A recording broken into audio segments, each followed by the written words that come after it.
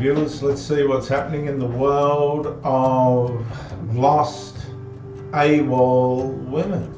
Judge under arrest and facing charges accused of flouting federal law to help an illegal immigrant. Federal prosecutors say Milwaukee County Circuit Court Judge Hannah Dugan allegedly helped that migrant avoid arrest by ICE officers at the courthouse. It's a bizarre case and it's still unfolding. Hello, I'm John Roberts in Washington. Sandra, good to see you back again. All right, good to be back with you as well, John. I'm Sandra Smith in New York, and this is America Reports. So today's arrest of a judge marks the second such case in the last 24 hours. A former New Mexico judge and his wife were taken into custody yesterday. Federal agents arresting them for harboring a suspected Tren de Aragua gang member in their guest house.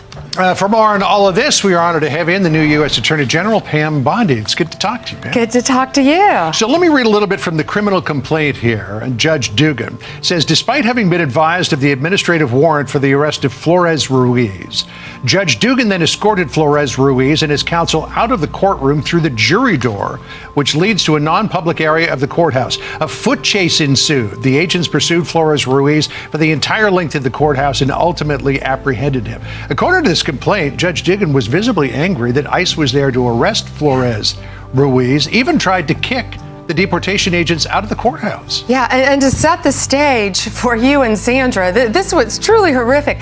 This guy was in court being prosecuted by a state prosecutor for domestic violence battery. He had beat up two people, a guy and a girl, beat the guy, hit the guy 30 times, knocked him to the ground, choked him, beat up a woman so badly they both had to go to the hospital. And John, you know, it's so rare for victims to want to cooperate. They wanted to cooperate. They were sitting in the courtroom with the state prosecutor. The judge learns that ICE was outside to get the guy because he had been deported in 2013, came back in our country, commits these crimes, charged with committing these crimes, victims in court. Judge finds out, she goes out in the hallway, screams at the immigration officers. She's furious, visibly shaken, upset, sends them off to talk to the chief judge. She comes back in the courtroom, you're not going to believe this, takes the defendant and the defense attorney back in her chambers, takes them out a private exit and tells them, This is a woman judge that's completely lost and AWOL, loose in the justice system in the United States. Now, there's a lot of these people out there in our justice systems, and that's what ruins it for the people that are trying to be just. This woman, a judge, is helping criminals. Them to leave, while a state prosecutor and victims of domestic violence are sitting in the courtroom. Wow. You know, Madam Attorney General, great to have you here, and thanks for coming back on America Report. So we remember these words of Tom Homan, the border czar. This was March 17th, and his message on these judges who apparently are trying to get in the way of this administration's efforts. Listen. I'm proud to be a part of this administration. We're not stopping. I don't care what the judges think. I don't care what the left thinks. We're coming. So when you see these judges trying to obstruct your efforts to make this country safer, what is your message to them? We are going to prosecute you, and we are prosecuting you. I found out about this the day it happened. We could not believe, actually, that a judge really did that. We looked into the facts in great depth. That's her picture up on the screen, Hannah Dugan, who is now... That's the judge that got in, somehow or other, got into this position, and she's as corrupt as you can get. In custody. You cannot obstruct a criminal case, and really shame on her. It was a domestic violence case of all cases, and she's protecting a criminal defendant over victims of crime. In fact, I'm telling you guys, as Pam Bondi said, you can't make this stuff up, but it's as real as us sitting here and watching this right now. It is absolutely out of control, and a lot of it's feminine. She just had an initial appearance in court. There's also this other case coming out of New Mexico. Judge Joel Cano and his wife were arrested for harboring a TDA member at their home. The alleged TDA member had been picked up by law enforcement, and now he and his wife were picked up and arrested. And you say that you believe, as the Attorney General, that the person that they were having living at their home was a truly potentially bad individual. Yeah, that's the judge up on the screen now who got arrested. Yeah, his name is Ortega. He was is a known TDA member. So he's a grub. This guy's a grub. I know this is about lost AWOL women, but behind this grub is a woman as well.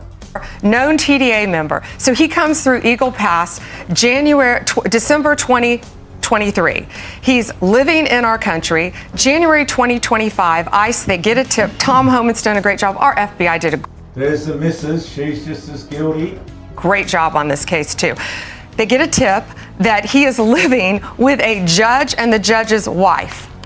So they have him arrested first on immigration charges. A Judge Damian Martinez releases him saying that Judge Cano has a good BS meter and wouldn't let just anyone live on his property.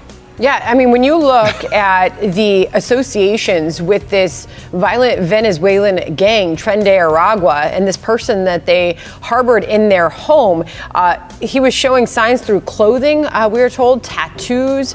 There was evidence through voice messages and text messages of his association to TDA. So what charges will Cano and his wife face, if any? So Judge Cano, soon to be former Judge Cano, got his charges were just unsealed. He's charged with obstruction. He admitted post Miranda. He took one of the TDA members' cell phones himself, took it, beat it with a hammer, destroyed it, and then walked the pieces to a city dumpster to dispose of it to protect him. The wife also is charged with destroying evidence. Sandra, not only that, this TDA member, and he had on a necklace that said kill, something about death. He had tattoos all over him. He also had on his cell phone pictures of two decapitated victims, decapitated, gruesome photos, and he was sending them out, and whoever he was sending them to was sending back saying, hey, you need to be careful, you shouldn't be sending these, you shouldn't be texting these photos out. Not only that, these two, the judge and his wife, gave him assault rifles that belonged to their daughter. That's what they're charged with. In the criminal report affidavit, he goes to a shooting range with these assault rifles, with a suppressor, with other known TDA members, and they're shooting. This is the last person that we want in our country, nor will we ever tolerate a judge or anyone else harboring them. Let me, if I could, Madam Attorney General, come back to the Wisconsin case and Judge. Isn't it a breath of fresh air to see that there's an administration in the world under Donald Trump, President Donald Trump, that's actually dealing with all this wokeness and garbage and corruption and evil? It's such a breath of fresh air, guys and girls.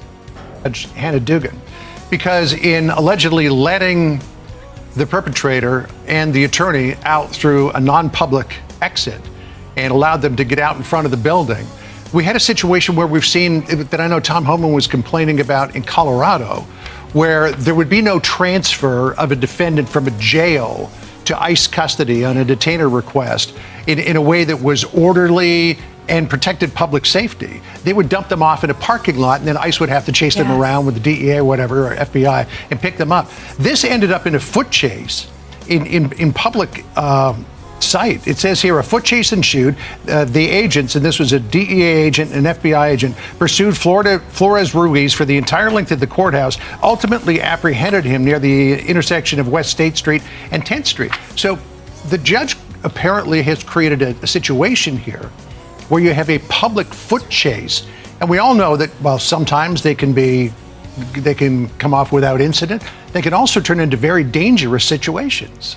John, that's exactly right. She put the lives of our law enforcement officers at risk. She put the lives of citizens at risk. A street chase, which is absurd that had to happen. But yes, she put a lot of people in danger. That judge did it. So did the other judge. Judge Cano is charged with. They were allegedly giving him assault rifles, AK-47s, AR-15s, with a suppressor, a known TDA member, letting him go to a shooting range to refine and perfect his shooting skills.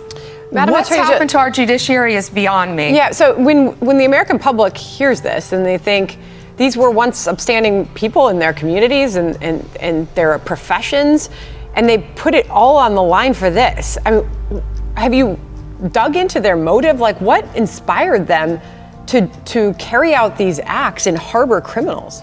They're deranged is all I can think of. I cannot believe, I think some of these judges think they are beyond and above the law, and they are not. And we're sending a very strong message today. If you are harboring a fugitive, we don't care who you are.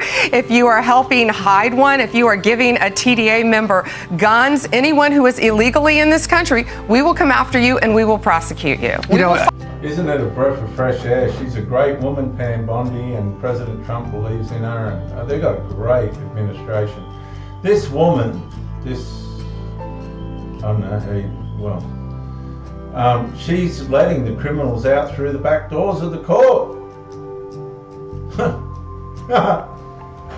How evil is that? Talk about lost AWOL people. That's why they try and keep these people out of these positions.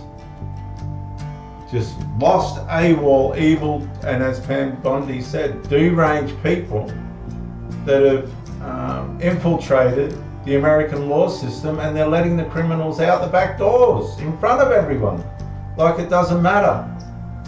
Mate, lost AWOL women, you've got to be careful. Find you. If I could just finish off with this idea, very significant development that you're arresting judges now. Now, it could be that the judges have engaged in terribly bad behavior and deserve to be arrested, but you know what critics will say? They'll say, "Oh, this is a government that is expanding the powers of the Article 1 of the Constitution. Now they're arresting judges." How do you respond to that? No one is above the law, John. No one is above the law in this country. And if you are destroying evidence, if you are obstructing justice, when you have victims sitting in a courtroom of domestic violence and you're escorting a criminal defendant out a back door. See, that female judge escorted in the middle of the trial, in the middle of the case, in the middle of the trial, in the middle of the court hearing, out the back door. Have you ever heard of anything like that before? How evil is that? What's come over these people? It will not be tolerated, and it is a crime in the United States of America. Doesn't matter who you are, you're going to be prosecuted. Madam Attorney General, great to see you in the studio. Great to see you. Okay. Appreciate it. Well, man, that's great stuff. I'm going to check out on that, but don't underestimate the evil of these people. Even people in the highest places that are supposed to be representing good, and they're enforcing evil, letting criminals out the back door. That's one hell of an evil woman, man. Bye for now.